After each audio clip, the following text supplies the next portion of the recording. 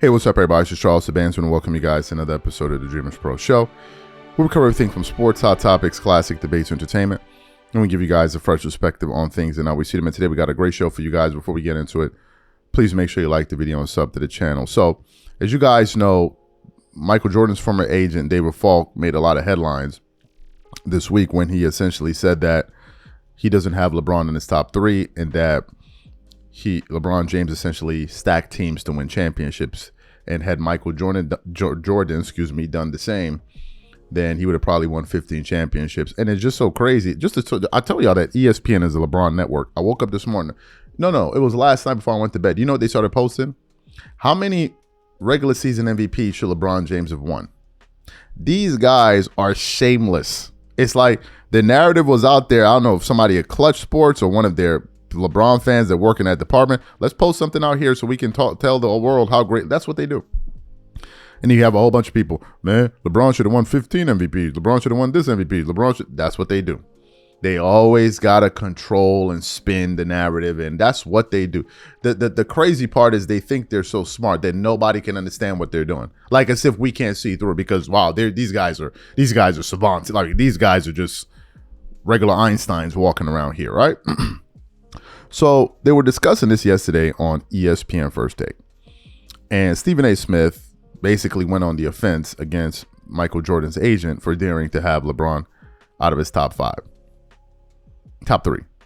But in the midst of that, Stephen A. Smith mistakenly exposed himself and the fact that LeBron really shouldn't be in the top three, and LeBron James stacked teams to get to where he is.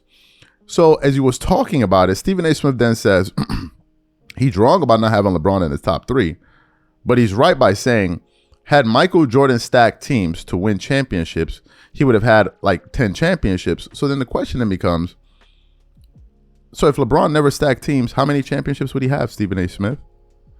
You just told on yourself without realizing. But before we get into those comments, today's video is brought to you by our sponsor, PrizePicks.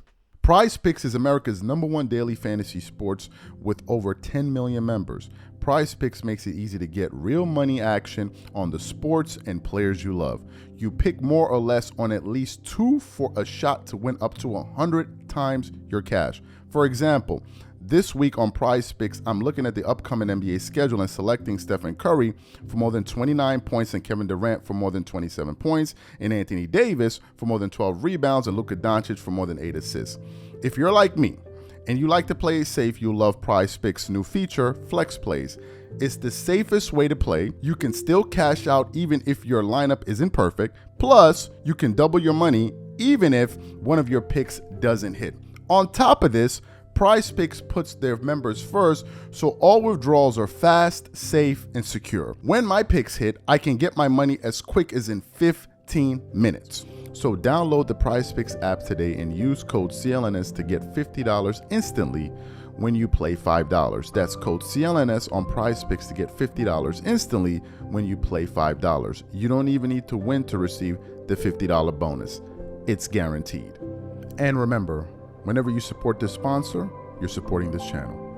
Thank you. What we want to do now is want to play what Stephen A. Smith had to say, and we're going to come back and continue on. Take a listen to him here. Having said that, he ain't lying about the comparison to Jordan. If Jordan had picked to assemble a super team, you damn right he would have won about 10 titles, if not more. That's absolutely true. But that's not what Jordan did. And in the end, what LeBron is going to have to live with is the fact that you joined Miami for your first 2 titles. You went back to Cleveland, but there was Kyrie Irving, and the team was compelled to acquire Kevin Love, which obviously helped you. And then when you went to Los Angeles, you obviously got Anthony Davis. And so people are going to look at that and judge him accordingly, as opposed to somebody that stayed with one team, built it, won there first, last, and always. And that's going to be, in some people's eyes anyway, a blemish. I have no problem with that if the comparison is against Jordan. I do have a problem with it if you then try to look at LeBron and try to act like he's barely scratching the top 10 or whatever. LeBron James, in my estimation, is one of the top 2 players in the history of basketball. And if you want to drop him to 3 because of Kareem Abdul-Jabbar's resume, which is impeccable and beats because he's won on every level, I get that part. But LeBron James, to me, is top 2 all time. I don't want to hear top 5. Don't want to hear top 10. So you heard what Stephen A. Smith said. So let me get this straight. You're saying that David Falk is wrong for not having LeBron in his top 3 because LeBron stacks teams. You're also saying that, or you're saying that's wrong.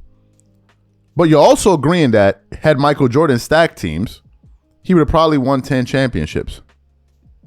So the question then becomes, if LeBron had never stacked his teams, how many championships would he have won? Or rather, since we do know that LeBron stacked his teams and he won 4 championships, how do you respect that?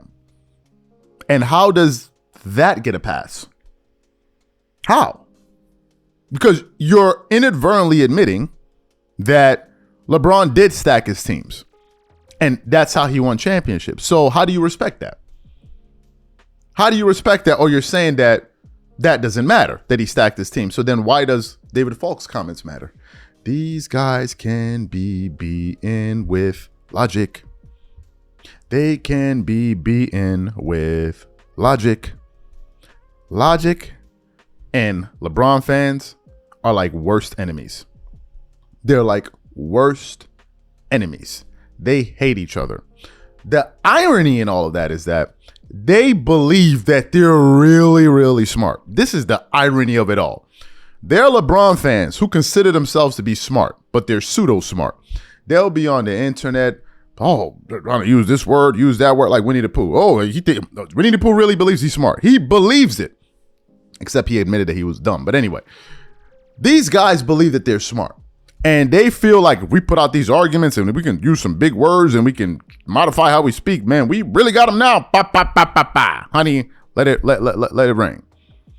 But the fact of the matter is, their logic is always flawed. Let's go through it once more.